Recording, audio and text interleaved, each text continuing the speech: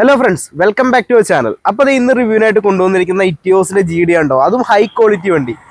ഇത് 2011 model 12 registration വണ്ടിയാണ്. 1,59,000 കിലോമീറ്ററിൽ പ്രോപ്പർ സർവീസും സർവീസ് ബുക്കും ഹിസ്റ്ററിയും കാര്യങ്ങളൊക്കെ പെർഫെക്റ്റ് ആയിട്ടുള്ള വണ്ടിയുണ്ടോ. നല്ല സ്പെയർക്കിങ് കാര്യങ്ങളൊക്കെ ഉണ്ട്. അപ്പോൾ വണ്ടിയുടെ കൂടുതൽ ഡീറ്റെയിൽസിലേക്ക് പോകാം. വണ്ടി നോക്കുമ്പോൾ നല്ല സിൽവർ കളർ വണ്ടിയാണ്. ഫ്രണ്ട് വശം നോക്കുമ്പോൾ ആ ഫസ്റ്റ് ഷേപ്പ് വണ്ടിയുണ്ടോ, ആ കാണാൻ ഒരു പെർഫെക്ഷൻ, ആ ഒരു നീറ്റ് ലുക്കും ആ ഒരു രീതിയിൽ കണ്ടാൽ തന്നെ നമുക്ക് അറിയാൻ സാധിക്കും കേട്ടോ.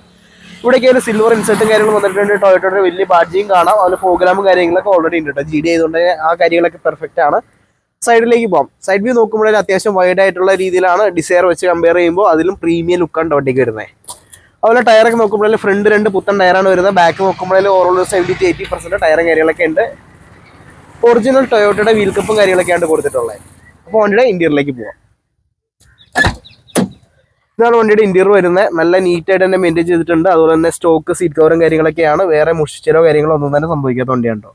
ഇവിടെ ഡാഷ്ബോർഡൊക്കെ ആയാലും പെർഫെക്റ്റ് ആയിട്ട് തന്നെ ഉള്ളത്. അതുപോലെ നല്ല സ്റ്റീരിയോ, ഇഞ്ചിയുടെ AC, പവർ സ്റ്റിയറിംഗും ഫോഡോ പോയിന്റും ഒക്കെ വരുന്ന വണ്ടിയാണോ.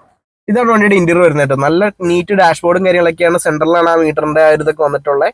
ഇവിടെ ഒരു ഇറ്റിയോസ് ഉള്ള ബാഡ്ജിങ് കൊടുത്തിട്ടുണ്ട് കേട്ടോ. ഡാഷ്ബോർഡ് ഒട്ടും തന്നെ മുഷിച്ചിട്ട കാര്യങ്ങളും ഇല്ല. സീറ്റൊക്കെ ആയാലും ആ സ്റ്റോക്ക് സീറ്റ് കവർ നല്ല രീതിയിൽ തന്നെ മെയിൻറ്റെയിൻ ചെയ്തിട്ടുണ്ട് കേട്ടോ. ഒത്തിരി ഒന്നും ഓടിയ വേത്ത വണ്ടിയാണ്. ടോപ്പൊക്കെ ആയാലും മുടിച്ചിട്ട പ്രശ്നങ്ങളൊന്നും ഇല്ല. അപ്പോൾ വണ്ടിയുടെ ബാക്കിലേക്ക് പോവാം. ബാക്ക് സൈഡ് നോക്കുമ്പോഴായാലും ഇവിടെ നല്ല നീറ്റായിട്ട് തന്നെ സൂക്ഷിച്ചിട്ടുണ്ട്. നല്ല വൃത്തിയുള്ള ഇന്റീരിയറും കാര്യങ്ങളൊക്കെ ആയിട്ട് വരുന്നത് ഫ്രണ്ട്സ്. അപ്പോൾ വണ്ടിയുടെ ബാക്ക് സൈഡിലേക്ക് പോകാം. ബാക്ക് സൈഡ് നോക്കുമ്പോഴായാലും അത്യാവശ്യം നീറ്റായിട്ട് തന്നെയാണ് ഉള്ളത്. വേറെ എക്സ്ട്രാ സ്പോയിലേഴ്സ് ആഡോൺസ് ഒന്നും കൊടുത്തിട്ടില്ല. സ്റ്റോക്ക് കണ്ടീഷനിലാണുള്ളത്. ഇവിടെ ടൊയോട്ടയുടെ ബാഡ്ജിങ് കാര്യങ്ങൾ, ഇറ്റിയോസ് GD എന്നുള്ള ബാഡ്ജിങ് കാര്യങ്ങളൊക്കെ കാണാം. അപ്പോൾ അതിന്റെ ബൂട്ട് ഓപ്പൺ ചെയ്യട്ടോ. ബൂട്ടാണ് ഈ വണ്ടിയുടെയൊക്കെ ഹൈലൈറ്റ് വരുന്നത്. നല്ല ലഗേജ് സ്പേസ് ഉള്ളൊരു വാഹനമുണ്ടോ. അത്യാവശ്യം 2 വരെ ലഗേജുകൾ ഈസി ആയിട്ട് കയറുന്ന ഒരു ലഗേജ് സ്പേസ് വരുന്നുണ്ട്. വണ്ടിയുടെ സൈഡിലേക്ക് പോകുമ്പോഴായാലും നമുക്ക് കാണാവുന്നതാണ്. വേറെ ഒരു തരത്തിലുള്ള മേജർ സ്ക്രാച്ചോ ഡെന്റോ ഒന്നും തന്നെ കാണാനില്ല. പ്രോപ്പർ ബോഡി ഷേപ്പും കാര്യങ്ങളൊക്കെ ഉണ്ടോ.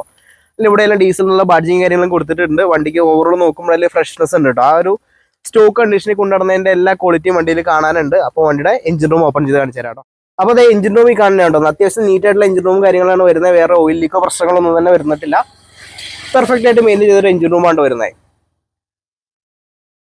അപ്പോൾ ഈ വണ്ടി എല്ലാവർക്കും തന്നെ ഇഷ്ടപ്പെട്ടു എന്നായിരിക്കണം. ഇതും കൊടുക്കാനുള്ള വാഹനമാണ്. ഇതിന്റെ കൂടുതൽ റേറ്റും ഡീറ്റെയിൽസ് ഒക്കെ നമ്മുടെ ഡിസ്ക്രിപ്ഷൻ ബോക്സിൽ കൊടുത്തിരിക്കാം. അപ്പോൾ ഈ വണ്ടി വാങ്ങാൻ താല്പര്യമുള്ളവർ നമ്മളെ കോൺടാക്ട് ചെയ്ത് പറ്റും. അപ്പോൾ അടുത്ത വീഡിയോയിൽ വന്നവരെ ബൈ ബൈ.